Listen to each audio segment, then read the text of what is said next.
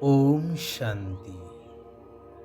ମଙ୍ଗଳମୟ ଶିବ ପିତାଙ୍କର ମଙ୍ଗଳମୟ ମହାବାକ୍ୟକୁ ଜୀବନରେ ଧାରଣ କରି ନିଜେ ପରିବର୍ତ୍ତନ ହେବା ସହିତ ସାରା ବିଶ୍ୱକୁ ପରିବର୍ତ୍ତନ କରିବାର ମହାନ କାର୍ଯ୍ୟ କରୁଥିବା ମହାନ ଆତ୍ମାମାନଙ୍କୁ ହାର୍ଦ୍ଦିକ ଈଶ୍ୱରୀୟ ଶୁଭ ଅଭିନନ୍ଦନ, ସୁସ୍ୱାଗତମ, ସୁପ୍ରଭାତ।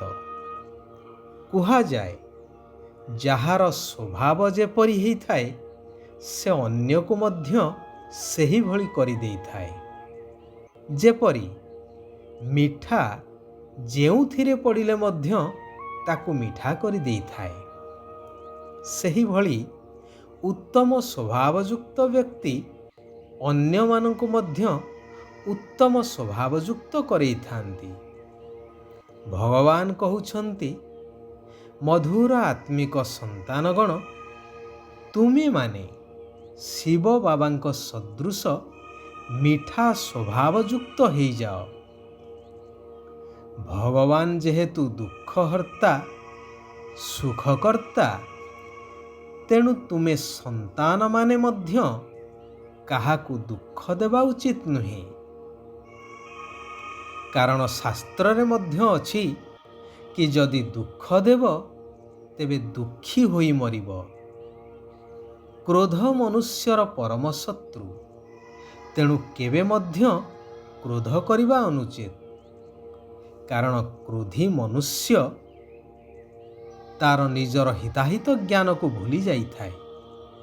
ନିଜେ କ'ଣ କରିଥାଏ, କ'ଣ କହିଥାଏ, ନିଜେ ମଧ୍ୟ ବୁଝିପାରେ ନାହିଁ।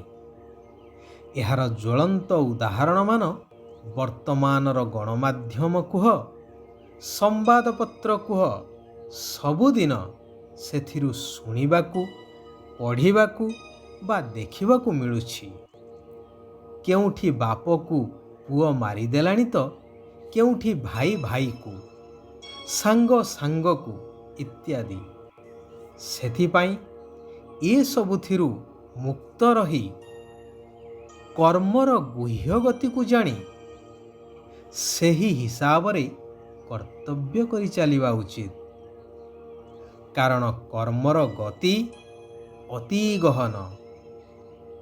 କେବେ କେବେ ଆମେ ଯାହାକୁ ଭଲ କାର୍ଯ୍ୟ ବୋଲି ଭାବି କରିଥାଉଁ, ତାହା ମଧ୍ୟ ଓଲଟା ସାବ୍ୟସ୍ତ ହୋଇଥାଏ ଏବଂ ତଦ୍ୱାରା କର୍ମର କଡ଼ା ହିସାବ ମଧ୍ୟ ବନିଯାଇଥାଏ। ଉଦାର ମନୋଭାବ ସମ୍ପନ୍ନ ବ୍ୟକ୍ତି ସମସ୍ତଙ୍କୁ ସହାୟତା କରିଥାନ୍ତି ବା ଦାନ ଆକାରରେ ଦେଇଥାନ୍ତି, ଚାହେ ସେ ଉତ୍ତମ ବ୍ୟକ୍ତି ହେଇଥାଉ ବା କିଭଳି ସଂସ୍କାରଯୁକ୍ତ ହେଇଥାଉ। କିନ୍ତୁ କେବେ ଚିନ୍ତା ମଧ୍ୟ କରିନଥାନ୍ତି କି ଏହାଦ୍ୱାରା ମୋର ପୁଣ୍ୟ ଜମା ହେଉଛି ବା ପାପର ଖାତା ବଢ଼ିଯାଉଛି। କୁହାଯାଏ, ଯେଉଁ ଜିନିଷ ବା କଥା ନିଜକୁ ପସନ୍ଦ ନୁହେଁ, ତାହା ଅନ୍ୟ ପ୍ରତି ମଧ୍ୟ ସର୍ବଥା ଅନୁଚିତ। ମନେ କରାଯାଉ, ମୁଁ ନିଶା ପଦାର୍ଥ ସେବନ କରେ ନାହିଁ, କାରଣ ମୁଁ ଭଲ ଭାବରେ ଉପଲବ୍ଧି କରିଛି କି ଏହା ଅନିଷ୍ଟକାରୀ ଅଟେ। ତେଣୁ ମୁଁ ଏହାଠାରୁ ଦୂରେଇ ରହିଛି। ତେବେ ଅନ୍ୟକୁ ମୁଁ ନିଶା କରିବା ପାଇଁ କିପରି ସହାୟତା କରିବି? ଯଦି କୌଣସି ବ୍ୟକ୍ତିକୁ ଆମେ ଆର୍ଥିକ ସହାୟତା କରୁଛେ ଏବଂ ସେହି ଅର୍ଥକୁ ସେ ବ୍ୟର୍ଥ କାର୍ଯ୍ୟରେ, ଯଥା ନିଶା ସେବନ ହେଉ ବା ଜୀବହତ୍ୟା ହେଉ ବା ଅକଲ୍ୟାଣକାରୀ କୌଣସି କର୍ତ୍ତବ୍ୟ ହେଉ, ସେଥିରେ ଉପଯୋଗ କଲା, ତେବେ ସେହି ପାପର ସବୁଠୁ ବଡ଼ ଭାଗ ଆମ ଖାତାରେ ଜମା ହେଇଯାଉଛି। ଯେହେତୁ ଆମେ ସେହି କାର୍ଯ୍ୟ କରିବା ପାଇଁ ତାକୁ ସମ୍ପୂର୍ଣ୍ଣ ସୁଯୋଗ ସୃଷ୍ଟି କରେଇଦେଲୁ, ଜାଣତରେ ହେଉ ବା ଅଜାଣତରେ ହେଉ। କେହି କେହି ଭାବନ୍ତି, ଆମେ ତ ଦାନ କଲୁ, ଦାନ କରିବା ତ ପୁଣ୍ୟ କାର୍ଯ୍ୟ ଅଟେ, ମହତ କାର୍ଯ୍ୟ ଅଟେ, ତେବେ ଏହା ଭାବିବା ମଧ୍ୟ ଆମର ଅଦୂରଦୃଷ୍ଟିତା ବା ଅଜ୍ଞାନତାକୁ ପ୍ରମାଣିତ କରୁଛି। ସେହି ଶାସ୍ତ୍ରରେ ମଧ୍ୟ ଉଲ୍ଲେଖ ଅଛି, ଦାନ ପାତ୍ର ଦେଖି କରିବା ଦରକାର। ପୁନଶ୍ଚ ଉଲ୍ଲେଖ ଅଛି, ଦାନ ଦେଲେ ଧନ ବଢ଼େ। ଏଠାରେ ଆପଣମାନେ ବିଚାର କରନ୍ତୁ, ଦୁନିଆରେ ଏମିତି କିଛି ସ୍ଥୂଳ ଜିନିଷ ବା ଧନ ଅଛି ଯାହା ଦାନ କଲେ ବଢ଼ିଯାଏ? ଦାନ କରି କରି ସରିଯିବ, କିନ୍ତୁ ବଢ଼ିବ ନାହିଁ। କେବଳ ଏକମାତ୍ର ଜ୍ଞାନ ଧନ, ଯାହା ଯେତେ ଦାନ କରିବ ତାହା ସେତେ ବୃଦ୍ଧି ହୋଇ ଚାଲିବ ଏବଂ ଯିଏ ଗ୍ରହଣ କରିଥିବ ତାର ମଧ୍ୟ ଜୀବନ ସାର୍ଥକ ହୋଇଯିବ ଜନ୍ମ ଜନ୍ମାନ୍ତର ପାଇଁ। ଏହା ହିଁ ବାସ୍ତବିକ ମହାଦାନ, ସଚ୍ଚା ଦାନ, ଯାହା ମହାପୁଣ୍ୟର କାର୍ଯ୍ୟ କରିଥାଏ। ବାକି ସଂସାରରେ ଜନ୍ଦା ପିମ୍ପୁଡ଼ି କୀଟ ପତଙ୍ଗ ଯଦି ନିଜ ନିଜର ପ୍ରତିପୋଷଣ କରିପାରୁଛନ୍ତି, ତେବେ ମନୁଷ୍ୟ ତ ଶ୍ରେଷ୍ଠ ପ୍ରାଣୀ। ସେ ଶ୍ରେଷ୍ଠ ପ୍ରାଣୀ ହେଇ ଏହା କ'ଣ କରିପାରିବ ନାହିଁ? ସେମାନଙ୍କ ସହିତ ଦେଣ ନେଣ କରି କର୍ମର ହିସାବ କିତାବକୁ ଅଯଥାରେ ଲମ୍ବା ଚଉଡ଼ା କରିବାର ଆବଶ୍ୟକତା କ'ଣ ଅଛି? ଏହି ବେହଦ ସୃଷ୍ଟିରେ କୌଣସି କାର୍ଯ୍ୟ କାହା ବିନା ମଧ୍ୟ ଅଧୁରା ରହିଯିବ ନାହିଁ। କୁହାଯାଏ, ଦେ ଦାନ ତ ଛୁଟେ ଗ୍ରହଣ। ଏହାର ବାସ୍ତବିକ ଅର୍ଥ ହେଉଛି, ନିଜ ଭିତରେ ଯେଉଁ ପାଞ୍ଚ ବିକାରର ଭୂତ ଅଛି ତାହା ନିରାକାର ନୀଳକଣ୍ଠ ଶିବ ପିତାଙ୍କୁ ଦାନ କରିଦିଅ, ତେବେ ଜନ୍ମ ଜନ୍ମାନ୍ତରର ପାପର ଗ୍ରହଣ ଯାହା ଆତ୍ମାରେ ଜମି ରହିଛି ତାହା ସମାପ୍ତ ହୋଇଯିବ।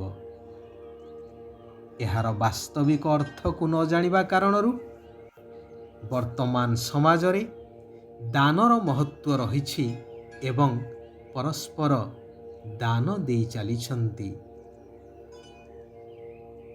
ସେଥିପାଇଁ ଭଗବାନ କହୁଛନ୍ତି, ନିଜର ଚଳଣିକୁ ବହୁତ ବହୁତ ଶ୍ରେଷ୍ଠ ରଖିବାକୁ ହେବ। ଧର୍ମରାଜଙ୍କର ଦଣ୍ଡରୁ ମୁକ୍ତି ପାଇବା ପାଇଁ ପ୍ରତ୍ୟେକ ପାଦରେ ଭଗବାନଙ୍କର ଶ୍ରୀମତରେ ଚାଲିବାକୁ ହିଁ ହେବ। ଏହି ଆତ୍ମିକ ପାଠପଢ଼ାକୁ ବହୁତ ଧ୍ୟାନର ସହିତ ଭଲ ଭାବରେ ପଢ଼ିବାକୁ ହେବ। ମାତା ପିତାଙ୍କୁ ଅନୁକରଣ କରି ସତ୍ୟଯୁଗୀ ସ୍ୱର୍ଗ ରାଜ୍ୟର ଉତ୍ତରାଧିକାରୀ ହେବା ଦରକାର। ସାଧାରଣ କର୍ମ କରୁଥିଲେ ମଧ୍ୟ ଶ୍ରେଷ୍ଠ ସ୍ମୃତି ବା ଶ୍ରେଷ୍ଠ ସ୍ଥିତିର ଝଲକ ଦେଖାଉଥିବା ପୁରୁଷୋତ୍ତମ ସେବାଧାରୀ ହେବା ଦରକାର। ଯେପରି ଅସଲି ହୀରା କେତେ ବି ଧୂଳି ମାଟିରେ ଥାଉ, କିନ୍ତୁ ନିଜର ଚମକ ତ ନିଶ୍ଚୟ ଦେଖେଇଥାଏ ନା। ସେହିଭଳି କିଭଳି ବି ବାତାବରଣ ଭିତରେ ବା ସଂଗଠନ ଭିତରେ ରହିଥିଲେ ମଧ୍ୟ ତୁମର ଚମକ ଅର୍ଥାତ୍ କାର୍ଯ୍ୟକଳାପ ଏବଂ ଆତ୍ମିକ ନିଶା ସମସ୍ତଙ୍କୁ ଦେଖାଯାଉ। କେହି ବି ଅନୁଭବ କରନ୍ତୁ କି ଇଏ କୌଣସି ସାଧାରଣ ବ୍ୟକ୍ତି ନୁହନ୍ତି, ମହାନ ଅଟନ୍ତି। ସଚ୍ଚା ରାଜଋଷି ତାଙ୍କୁ କୁହାଯିବ ଯାହାଙ୍କର ସଂକଳ୍ପ ମାତ୍ରରେ ମଧ୍ୟ କେଉଁଠି ବି ମୋହ ନଥିବ, କାରଣ ମୋହ ହେଉଛି ବୁଢ଼ିଆଣୀ ଜାଲ ସଦୃଶ। ଆଚ୍ଛା, ଆଜି ପାଇଁ ଏଇଠାରେ ଆମେମାନେ ବିରାମ ନେବା। ଆସନ୍ତାକାଲି ପୁନଶ୍ଚ ସେହି କଲ୍ୟାଣକାରୀ ପରମାତ୍ମାଙ୍କର ଆଉ କିଛି କଲ୍ୟାଣକାରୀ ମହାବାକ୍ୟକୁ ଶ୍ରବଣ କରି ନିଜ ଜୀବନରେ ଧାରଣ କରିବା, ନିଜେ ପରିବର୍ତ୍ତନ ହେବା ସହିତ ସାରା ବିଶ୍ୱକୁ ପରିବର୍ତ୍ତନ କରିବାର କାର୍ଯ୍ୟରେ ସହଯୋଗୀ ହେବା। ଓମ୍ ଶାନ୍ତି। ଓମ୍ ଶାନ୍ତି। ଓମ୍ ଶାନ୍ତି।